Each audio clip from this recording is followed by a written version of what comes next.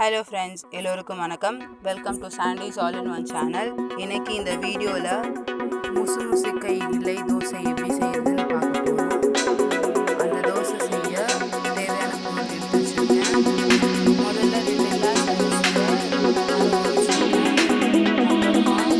முசுமுசுக்கையில் ஒரு கைப்பிடி, நெக்ஸ்ட் வந்து 4 பச்சை மிளகாய்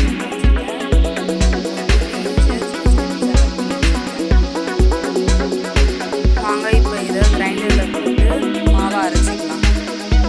கிரைண்டரில் 4 அரிசி, பச்சை மிளகாய் நல்லா மாவு தோசை மாவு பதத்துக்கு நல்லா அரைச்சிக்கோங்க. நெக்ஸ்ட் முசுமுசுக்கையை ஆட் பண்ணிக்கலாம். பச்சை மிளகாய் எல்லாத்தையும் ஆட் பண்ணிவிட்டு நல்லா தோசை மாவு பதத்துக்கு நல்லா அரைச்சிக்கோங்க.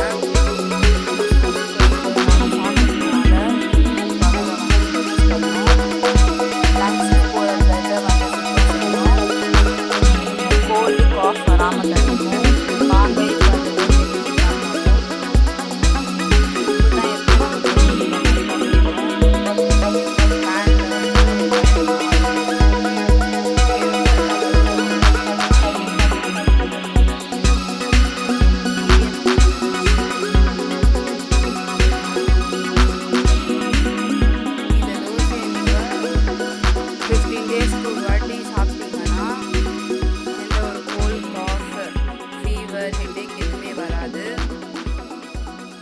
நல்லா தோசை வெந்த பிறகு திருப்பி போடுங்க. நல்லா வெந்த பிறகு பிளேட்டில் ட்ரான்ஸ்ஃபர் பண்ணிக்கோங்க.